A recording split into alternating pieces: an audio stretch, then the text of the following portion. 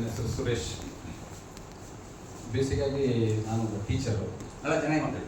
ನನಗೆ all of ಸಡನ್ನು ಸ್ವಲ್ಪ hip pain ಇತ್ತು.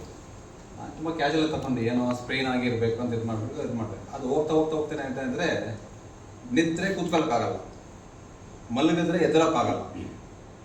ಹಿಂಗೆ ಸುಮಾರು ದಿವಸ ಇತ್ತು. ಇನ್ನೂ ಸ್ವಲ್ಪ ದಿವಸ ಏನಾಯ್ತು ಅಂದರೆ ವಾಕರ್ ಇಟ್ಕೊಂಡು 24/7 ಡೇ ಆ್ಯಂಡ್ ನೈಟ್ ನಿಂತ್ಕೊಂಡೇ ಇದ್ದೆ ನಾನು.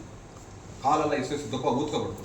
ಇದು ನೋಡಿದ ತಕ್ಷಣ ಮನೆಯಲ್ಲಿ ಸ್ವಲ್ಪ ಭಯ ಕೂತ್ಕೊಂಡು ಹಾಸ್ಪಿಟ್ಲ್ಗೆ ಹೋಗೋಣ ಅಂತ ಇದು ಮಾಡಿದ್ರು. ಹಾಸ್ಪಿಟ್ಲ್ಗೆ ಹೋಗಿದ್ದಕ್ಕೆ ಮಣಿಪಾಲ್ಗೆ ಕರ್ಕೊಂಡು ಹೋದ್ರು.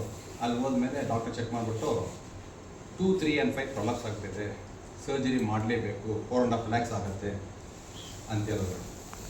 ಸರಿ, ಎಲ್ಲ ಮನೆಯಲ್ಲಿ ಆಪ್ರೇಷನ್ ಮಾಡೋಕ್ಕೂ ಆಗಲ್ಲ, ನಿಂತ್ಕೊಳ್ಳೋಕ್ಕಾಗಲ್ಲ, ಎದ್ದೂ ಆಗಲ್ಲ, ಎಲ್ಲದಕ್ಕೂ I should be depend on somebody.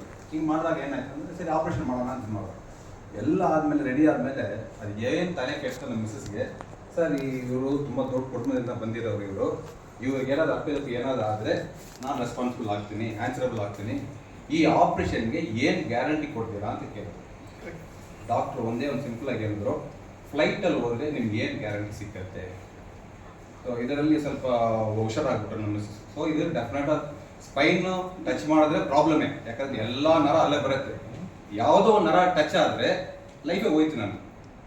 So ಸ್ವಲ್ಪ ಹುಷಾರಾಗ್ಬಿಟ್ಟು ಲೋನ್ ಅಪ್ಲೈ ಮಾಡಲಿ ಅಂತಂದ್ರೆ ದುಡ್ಡೆಲ್ಲ ರೆಡಿಗಿತ್ತು. ಮಿಸ್ಸಸ್ ನಾನು ಲೋನ್ ಅಪ್ಲೈ ಮಾಡಿದ್ದೀನಿ ಸರ್, ನನಗೆ 1 ವಾರ ಆಗುತ್ತೆ ಲೋನ್ ಬರೋದಕ್ಕೆ, 1 ವಾರದಕ್ಕೆ ಸ್ವಲ್ಪ ಏನಾದರೂ ಔಷಧಿ ಕೊಡಿ, ನೆಕ್ಸ್ಟ್ ವೀಕ್ ನಾನು ಆಪ್ರೇಷನ್ ಮಾಡ್ಕೊತೀವಿ, ನೆಕ್ಸ್ಟ್ ವೀಕ್ ಖಂಡಿತ ನೀವು ಬರ್ತೀರಾ, ಬರ್ತೀವಿ ಅನ್ನೋದಕ್ಕೆ ಆವಾಗ ಒಂದು ಔಷಧಿ ಬರ್ದು ಕೊಟ್ಟರು. 6 ತಿಂಗಳು ಆದಮೇಲೆ ಫ್ಲ್ಯಾಟಾಗಿ ಮಲ್ಗೋಕ್ಕಾಗಿದೆ.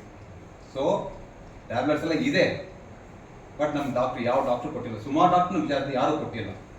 ಫೈನಲ್ ಆಗಿ ಡಾಕ್ಟರ್ ಮಾಡಿದ ಒಂದೇ ಒಂದು ಒಳ್ಳೆ ಕೆಲಸ, ಹೆಂಗೂ ನೀವು ಆಪ್ರೇಷನ್ ಮಾಡೋಕ್ಕೆ ಬರ್ತಿರತ್ತಾನೆ, ಒಂದು ನ್ಯೂರಾಲಜಿಕಲ್ ಟೆಸ್ಟ್ ತಗೊಬಿಡೋಣ ಅಂತ. ಅವ್ರು ಹೇಳೋದಕ್ಕೂ ನನ್ನ ಫಿಂಗರ್ ಎಲ್ಲ ಬಂದ್ಬಿಟ್ಟು ಹಿಂಗೆ ಹೋಗ್ಬಿಡ್ತು, ಅಸಹ್ಯ ಆಗ್ಬಿಡ್ತು. Shirt button ಹಾಕೋಕ್ಕಾಗಲ್ಲ.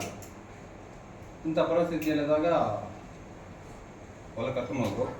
ತಲೆಯಿಂದ ಕಾಲ್ವರೆಗೂ ಶಾಕ್ ಕೊಟ್ಟು ಫುಲ್ ಇದು ಮಾಡಿಬಿಟ್ಟು ಫೈನಲಾಗಿ ಡಯಾಗ್ನೋಸ್ ಮಾಡಿದ್ರು. Upper limb 2, lower limb 2 complete nerves ಎಲ್ಲ ಸೆತ್ತೋಯ್ತು. ಲೈಫಲ್ಲಿ ನೀವು ರೆಡಿ ಆಗೋದೇ ಇಲ್ಲ. ನಿಮ್ಮ ಲೈಫಲ್ಲಿ ಇನ್ನೊಬ್ಬರನ್ನ ನಂಬ್ಕೊಂಡು ನೀವು ಜೀವನ ಮಾಡಬೇಕು. ಮಣಿಪಾಲ್ ಹಾಸ್ಪಿಟಲ್ಗೆ ಹೋದರೆ ಒಳಗೆ ಬಂದರೆ ಪೇಷಂಟ್ನ ಅವರು ನನ್ಗೆ ಗೊತ್ತಿದ್ದಂಗೆ ಎಷ್ಟು ದುಡ್ಡು ಇದು ಮಾಡೋಕ್ಕೆ ಏನು ಬೇಕಾದ್ರೂ ಮಾಡ್ತಾರೆ.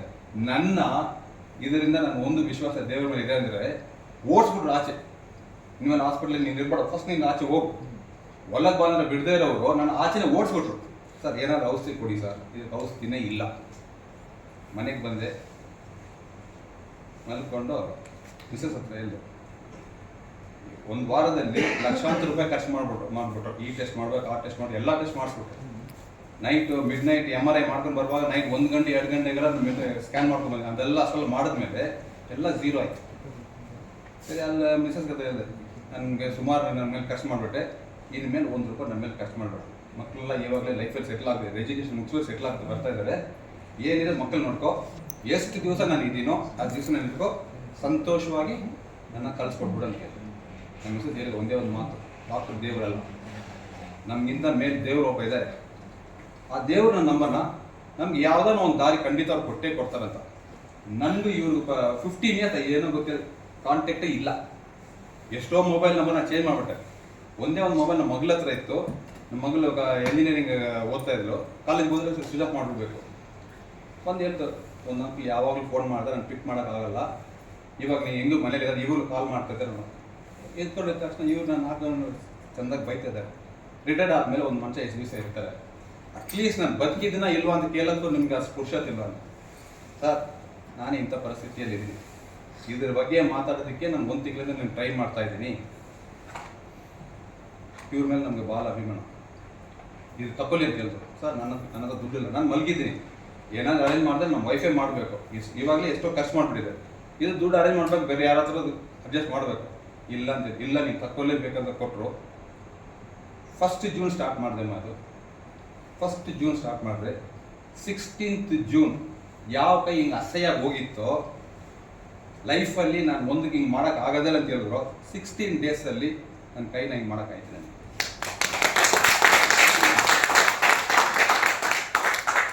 ನಾನು ರೆಡಿ ಆದಮೇಲೆ ಅದೇ ಟೈಮ್ಗೆ ನನ್ನ ಫ್ರೆಂಡ್ ಒಬ್ಬರು ಸುಮ್ಮನೆ ಕ್ಯಾಶುವಲಾಗಿ ಒಂದು ಇಯರ್ಲಿ ಚೆಕಪ್ ಹೋದರು. ಡಾಕ್ಟ್ರು ಅಲ್ಲಿ ನೋಡ್ಬಿಟ್ಟು 70% ಹಾರ್ಟ್ ಬ್ಲಾಕ್ ಇದೆ, ಅಪೋಲೋ ಹಾಸ್ಪಿಟಲ್ ಕರೆದ್ಬಿಟ್ಟು ಆಂಜಿಯೋಗ್ರಾಮ್ ಬಂದ್ಬಿಟ್ಟು 70% ಬ್ಲಾಕ್ ಇದೆ, ಇಮ್ಮಿಡಿಯೇಟ್ ಓಪನ್ ಹಾರ್ಟ್ ಸರ್ಜರಿ ಮಾಡಬೇಕಂದ್ರು. ಅವ್ರು ಹೇಳಿದ್ರು ನಾನು ಸುಮ್ಮನೆ ಚೆಕಪ್ ಬಂದೆಪ್ಪ, ನಾನು ಮನೆಗೆ ಹೋಗಿ ದುಡ್ಡು ಅರೇಂಜ್ ಮಾಡ್ಕೊಂಡು ಬರ್ತೀನಿ. ನಾವು ಹೇಳಿದ್ವಿ ಸೆಕೆಂಡ್ ಒಪಿನಿಯನ್ ಜೈದಾಗ ಹೋಗ್ಬಿಡಿ ಅಂತ ಕಳಿಸ್ತೀವಿ. ಅಲ್ಲಿ ಹೋದ್ಮೇಲೆ ಹೌದು ಏನೋ ಬ್ಲಾಕ್ ಇದೆ ಅಂತ ನಾನು ಒಂದು ತಿಂಗಳಿಗೆ ಅವರು ಸ್ವಲ್ಪ ಮೆಡಿಕೇಶನ್ ಕೊಟ್ಟರು. ನಾನು ಹೇಳಿದೆ ನನ್ನ ಫ್ರೆಂಡ್ ಒಬ್ರು ಕೊಟ್ಟರು, ನಾನು ಚೆನ್ನಾಗಾಯಿತು, ಇದು ನೀನು ಟ್ರೈ ಮಾಡಪ್ಪ ಅಂತ ಹೇಳಿದೆ. ಅವರು 1 ತಿಂಗಳು ಬಿಟ್ಟು ಬರೋಪ್ಪ ಅಂತ ಹೇಳಿದವರು ಇದು 3 ತಿಂಗಳು ಇದನ್ನು ತಗೊಬಿಟ್ಟು ಹಾಸ್ಪಿಟ್ಲ್ಗೆ ಹೋದ ತಿರ್ಗ ಚೆಕಪ್ ಮಾಡೋದಕ್ಕೆ ಡಾಕ್ಟ್ರು ಅಷ್ಟು ಬೈದಿದ್ದಾರೆ. ಹಾರ್ಟಲ್ಲಿ ಪ್ರಾಬ್ಲಮ್ ಇಟ್ಕೊಬಿಟ್ಟು ನೀನು 1 ತಿಂಗಳು ಬಿಟ್ಕೊಬಾ ಅಂದರೆ ನೀನು 3 ತಿಂಗಳು ಬಿಟ್ಕೊಬಂದಿಲ್ಲ. ಇಲ್ಲ ಸರ್ ಫ್ಯಾಮಿಲಿ ಪ್ರಾಬ್ಲಮ್ ಎಲ್ಲ ಹೇಳೋದು. ಸರಿ ಒಂದು ದೊಡ್ಡ ಲಿಸ್ಟ್ ಕೊಟ್ಟಿದ್ದೆಲ್ಲ ಚೆಕ್ ಮಾಡ್ಕೊಬಾ ಅಂತ. ಡಾಕ್ಟ್ರಿಗೆ ಇದು ತೊಗೊಂಡಿರೋದು ಗೊತ್ತಿಲ್ಲ. ಎಲ್ಲ ಚೆಕ್ ಮಾಡಿದ್ಮೇಲೆ ಇನ್ನು ಅವ್ರು ಕೊಟ್ಟಿರೋ ಔಷಧಿ ಇನ್ನು ಎಷ್ಟು ದಿವಸ ಇದೆ ಅಂತ ಕೇಳಿ, ಇನ್ನು 5 ದಿವಸಕ್ಕಿದೆ ಸರ್. 5 ದಿವಸ ಆದಮೇಲೆ ಮೆಡಿಕೇಶನ್ ಸ್ಟಾಪ್ ಮಾಡಿ. ಚೆಸ್ಟಲ್ಲಿ ಪೇಯ್ನ್ ಇದ್ದರೆ ಹಾಸ್ಪಿಟ್ಲ್ಗೆ ಬಾ, ಇಲ್ಲ ಹಾಸ್ಪಿಟಲ್ ಕಡೆನೇ ಬರಬೇಡ, 0 ಬ್ಲಾಕ್. ಇವಾಗ ಜಿಮ್ಗೆ ಹೋಗ್ತಾ ಇದ್ದಾರೆ. ಒಳ್ಳೆ ಪ್ರಾಡಕ್ಟ್, ತಲೆಯಿಂದ ಕಾಲ್ವರೆಗೂ ಏನೇ ರೋಗ ಆಗಲಿ. ನಾನು ಕ್ಯಾನ್ಸರ್ ಪೇಷಂಟ್ ಕೊಟ್ಟು ಕ್ಯಾನ್ಸರ್ ಪೇಷಂಟು ಡಾಕ್ಟ್ರೇ ಸುಸ್ತಾಗ್ಬಿಟ್ರು. ಅವ್ರ ಬೆಳೆದು ಯಾವುದು ಕ್ಲಿಕ್ ಆಗಿಲ್ಲ. ನಾವು ಕೊಟ್ಟಿರೋ ಈ ಬಂದಿಲ್ಲ ಅವರು ಆ ಪ್ರೋಟೀನ್ ಇಟ್ಕೊಬಿಟ್ಟು ಅವ್ರ ಮೈ ಫುಲ್ ಕ್ಲಿಯರ್ ಆಗ್ಬಿಟ್ಟಿದೆ. Thank you.